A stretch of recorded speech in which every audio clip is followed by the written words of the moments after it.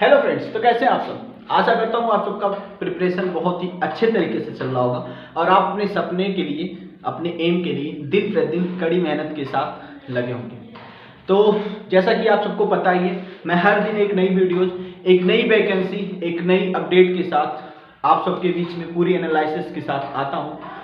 तो आज की जो वीडियोज होने वाली है, आज का जो कॉन्सेप्ट होने वाला है वो यूपी पुलिस कांस्टेबल 2023-24 की वैकेंसी से रिलेटेड है। जी हाँ, यूपी पुलिस कांस्टेबल 2023-24 की वैकेंसी जो कि आने वाली है, उसके रूप में आपको कई सारे वीडियो, कई सारे यूट्यूबरों के द्वारा कई सारे वीडियोज, कई तरह के अलग अलग टॉपिक, अलग अलग फैक्ट्स देखने को मिल रहे होंगे।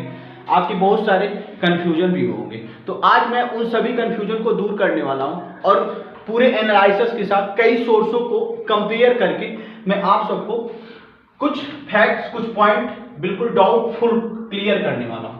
ठीक, तो आज की जो वैकेंसी की बात कर रहा हूं, जो यूपी पुलिस कांस्टेबल 2023-24 की है, जिसमें पोस्ट होने वाले हैं 62,424 पोस्ट। जी हाँ, अब ये भी कंफ्यूजन रही थे।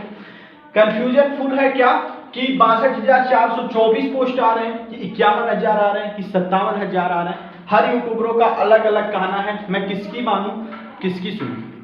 जी हाँ, अगर मैं पोस्ट की बात करूं तो 62,424 पोस्ट है आपके पुलिस की। जी हाँ, अब कई सारे कंफ्यूजन इसमें हो रहे हैं कि पुलिस की 62,424 पोस्ट, कोई कह रहा है कि 57,000, कोई बोल रहा है 51,000, कोई बोल रहा है 52,000।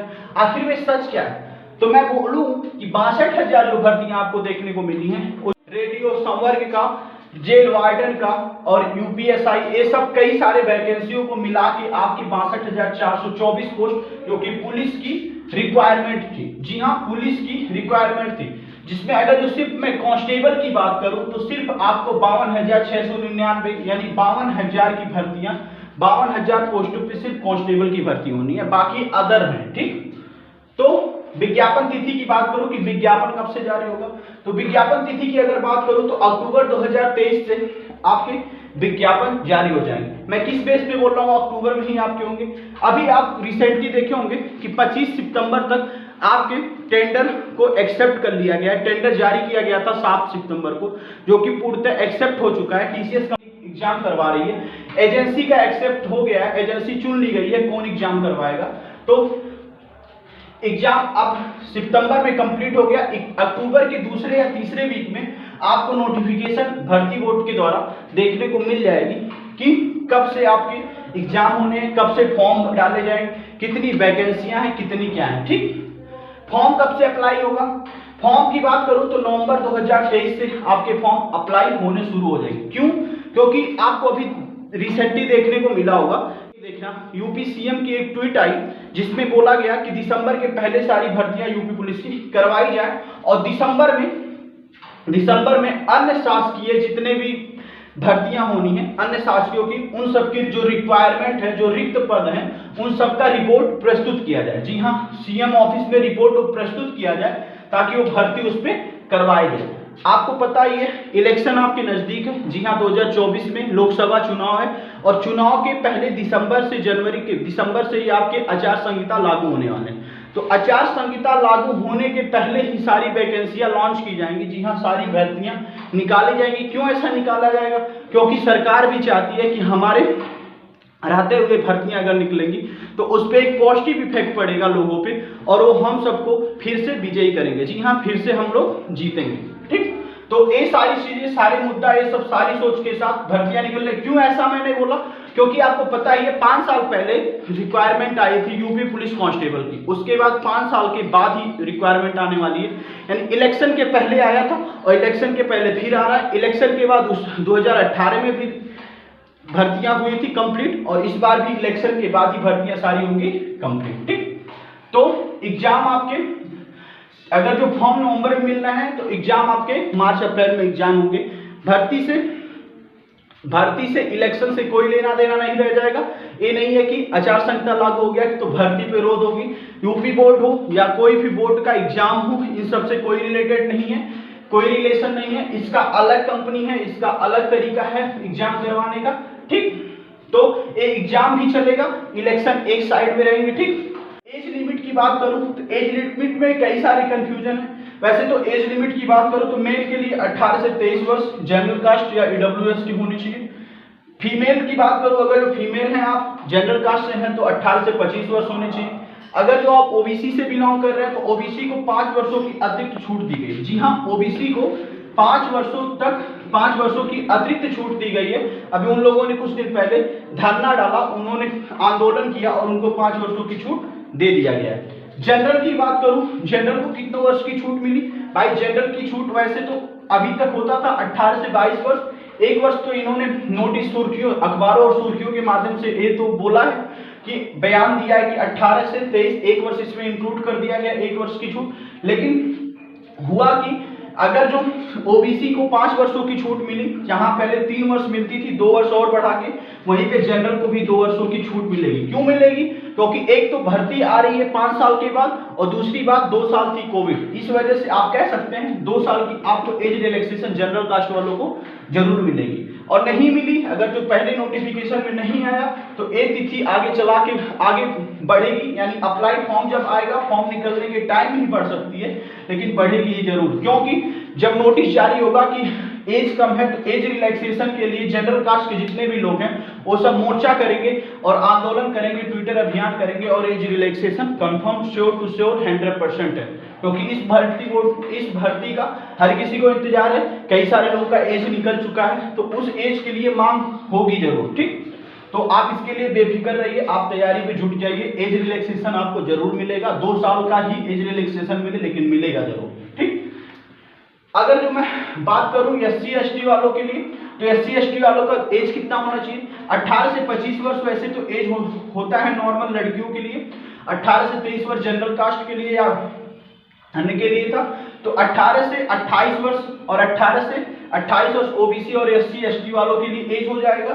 फीमेल है अगर जो आप 18 से 30 वर्ष तक आप अप्लाई कर सकते हैं। ठीक, एज रिलैक्सेशन आपके कंप्लीट हो गए, जनरल वालों को मिलेगा जरूर, आप बेफिक्र होकर तैयारी करिए।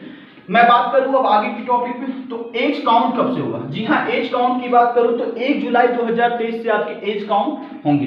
1 जुलाई 2023 से आपके एज को काउंट किया जाएगा। शैक्षिक योग्यता की बात करूं तो शैक्षिक योग्यता क्या होनी चाहिए? 12th पास होना चाहिए, आप कोई भी बोर्ड हो, 12th पास हो, आप कोई भी बोर्ड हो, आपकी कितने भी % मार्क हो, कोई फिक्र नहीं है, बस पास होने चाहिए आपके 12th पास। ठीक, आप कोई भी स्टेट से बिलोंग कर रहे हैं, आप फॉर्म अप्लाई कर सकते हैं, बस यही है, आपको आरक्षण नहीं मिलेगा, चाहे वो आप ओबीसी कास्ट से बिलोंग कर रहे हो, चाहे आप SC से हो, ST से, कोई भी कैटेगरी हो, जो आरक्षण आपको मिलते हैं वो आरक्षण नहीं मिलेंगे, आपको जनरल में जोड़ा जाएगा, यानी UR से आपके कंपटीशन होंगे, यानी जो लड़ाइयां होंगी वो आपकी जनरल कास्ट से होंगी। ठीक, जनरल सीटों पे आपकी लड़ाइयां होंगी।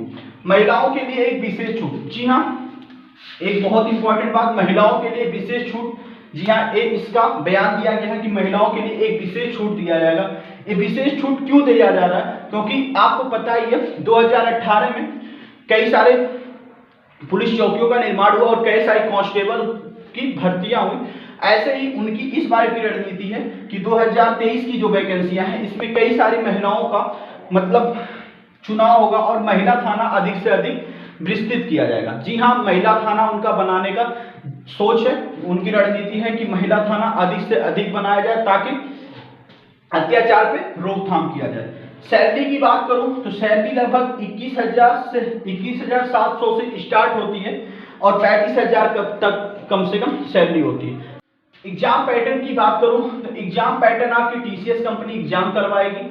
CBT बेस्ड एग्जाम होगा। अब CBT बेस्ड कुछ लोग बोल रहे हैं ऑफलाइन होगा, कुछ लोग बोल रहे हैं ऑनलाइन, तो इसको हर कोई अलग अलग तरीके से सोच रहा है। मैं बोलूंगा इसको हाइब्रिड तरह से होगी। हाइब्रिड क्या है? हाइब्रिड का मतलब हुआ ऑफलाइन आपको OMR शीट पे आंसर करने हैं, जिसको लोग ऑफलाइन बोल रहे हैं, और ऑनलाइन आपके कंप्यूटर पे, आपके डेस्कटॉप पे एग्जाम पेपर आएंगे, यानी क्वेश्चन पेपर आएंगे, आपको OMR शीट पे आंसर देने। इस अकॉर्डिंग से कंप्यूटर और ऑफलाइन यानी ऑनलाइन और ऑफलाइन को मिला के एक हाइब्रिड पद्धति बनाई गई। इस वजह ये क्यों बनाई गई? ताकि नकल को रोका जा सके। पहले होता था कि सॉफ्टवेयर के जरिए कंप्यूटर को हैक करके आराम से क्वेश्चन को सॉल्व कर दिया जाता था। अब ऐसा कुछ नहीं होगा। आपके डेस्कटॉप पे क्वेश्चन दिखेंगे, OMR पे आपके आंसर दिए जाएंगे। आप फ्रंट से कैमरा ऑन रहेगा, आप इधर उधर नहीं हिल सकते, आपके सामने कैमरा होगा। ठीक, तो इस बार नकल पे बिल्कुल रोकथाम है। ठीक, MCQ टाइप के क्वेश्चन होंगे, वो भी 4 विकल्प वाले। हाँ, हुआ था अभी कुछ लोग सुनने को मिला होगा कुछ लोगों को कि 5 विकल्प का एग्जाम होगा। जी हाँ, TCS ने कहा कि मैं इस बार कुछ नया ट्राई उसका हर बार एक करना होता है कि कुछ नई तकनीकी कुछ नई ट्राई करती है। तो इस बार उसने कहा कि ऐसा करते हैं 4 विकल्प की जगह 5 विकल्प हम देते हैं, उसमें से एक क्वेश्चन सही होगा, एक आंसर सही होगा। तो भर्ती बोर्ड ने सीधे इसको रिजेक्ट कर दिया। उसने कहा कोई अपडेट नहीं होगा इस रिलेटेड। MCQ टाइप क्वेश्चन होंगे, वो भी 4 विकल्प वाले, आपके 5 विकल्प वाले क्वेश्चन पेपर नहीं होंगे। ठीक, सिलेबस की बात करूं, अगर मैं सिलेबस की बात करूं तो आपकी GS होगी, हिंदी होगी, रीजनिंग होगी, मैथ होगी। GS में आपके 2 सब्जेक्ट और इंक्लूड किए गए हैं। वो सब्जेक्ट क्या है? एक यूपी स्पेशल और एक है इन्वायरमेंट, जिसको अधिनियम बोलते हैं। जी हाँ, इन्वायरमेंट है अधिनियम, जो कि आपके GS में इंक्लूड हो रहे हैं। तो GS का पोर्शन इस बार बहुत ही तगड़ा होने वाला है, बहुत ही टफ होने वाला है। इसमें कई सारे क्वेश्चन, कई सारे सब्जेक्ट मिला के आपके GS में इंक्लूड रहते हैं। हिंदी की बात करूं तो 37 क्वेश्चन, रीजनिंग की बात करूं तो 37 क्वेश्चन से 50 क्वेश्चन के बीच में इसको क्वेश्चन रहेंगे। वो कहां से आएंगे? मैथ के कुछ क्वेश्चंस रीजनिंग में इंक्लूड होते हैं। जी हाँ, मैथ के कई सारे चैप्टर ऐसे होते हैं जो रीजनिंग से रिलेटेड होते हैं, और रीजनिंग में टाइम मैनेजमेंट करने के लिए रीजनिंग में दे दिया जाता है। जी हाँ, मैथ के कैलकुलेशन ज्यादा होते हैं और टाइम मैनेजमेंट करने के लिए 38 क्वेश्चन मैथ के अगर जो है, तो इसमें से कई सारे क्वेश्चन, 15 क्वेश्चन, 12 क्वेश्चन, 10 क्वेश्चन आपके रीजनिंग में ऐड कर दिए जाते हैं। ठीक, पर क्वेश्चन 2 मार्क का होगा। जी हाँ, एक क्वेश्चन 2 मार्क का होगा, 2 घंटे का पेपर होगा। निगेटिव मार्किंग 1/4 का यानी 0.5 मार्क का होगा। अगर जो यहीं पे मैं फिजिकल एलिजिबिलिटी की बात करूं तो आपकी हाइट जो होनी चाहिए, आप कोई भी कास्ट से बिलोंग कर रहे हैं, कोई भी कैटेगरी से हो, जनरल हो, OBC हो, SC हो, ST हो, आपके हाइट जो होगी वो आपकी 168 सेंटीमीटर होनी चाहिए। अगर आप फीमेल हैं तो फीमेल, अगर जो आप जनरल, OBC या SC कास्ट से बिलोंग कर रहे हैं तो 152 सेंटीमीटर। अगर जो आप ST कास्ट से बिलोंग कर रही हैं तो 147 सेंटीमीटर आपकी हाइट होनी चाहिए। प्लस साथ में आपके वेट की बात करूं, जी हाँ, कुछ जगह पे कंफ्यूजन है कि वेट कितनी होनी चाहिए। वेट आपकी 40 kg होनी चाहिए। और वहीं पे अगर जो GD की बात करूं तो मैं 44 kg होनी चाहिए वेट महिलाओं के लिए, लेकिन इसमें 40 kg का वेट ही बहुत है। 40 kg वेट होना चाहिए आपका, 40 से ऊपर हो, 40 से कम नहीं हो। ठीक, चेस्ट की बात करूं, जनरल हो, OBC हो या SC हो, आपको 79 सेंटीमीटर होनी चाहिए और आपको 5 सेंटीमीटर एक्सपेंशन यानी फुलाव करना है, यानी 79 5 84 सेंटीमीटर हो जाएंगे। ST की बात करूं तो 77 सेंटीमीटर आपके नॉर्मल होने चाहिए चेस्ट और 5 सेंटीमीटर एक्सपेंशन फुलाव होने चाहिए। ठीक, रनिंग की बात करूं, रनिंग क्या होगा भाई? 24 मिनट में आपको 4800 मीटर दौड़ने हैं। जी हाँ, अगर आप मेल हैं तो 24 मिनट में आपको 4800 मीटर की रनिंग करनी है। फीमेल है तो 14 मिनट में आपको 2400 मीटर की रनिंग करनी है। ठीक, तो इसी के साथ आज की वीडियो में बस इतना ही। मिलते हैं किसी अन्य वीडियो पे, किसी अन्य टॉपिक पे, एक नई अपडेट, एक नई रणनीति के साथ, पूरी एनालिसिस के साथ आप सबके बीच में फिर से एक बार हाजिर होंगे। तब तक के लिए जय हिंद, जय भारत। अगर आपने अभी तक हमारे चैनल को सब्सक्राइब नहीं किया है तो प्लीज सब्सक्राइब कर लीजिए, बेल आइकन को प्रेस कर लीजिए, ताकि मेरी अगली वीडियो, एक अगली अपडेट जो भी कुछ हो, आप तक सबसे पहले से पहुंचे और आप अपडेट हो सके। Thank you so much.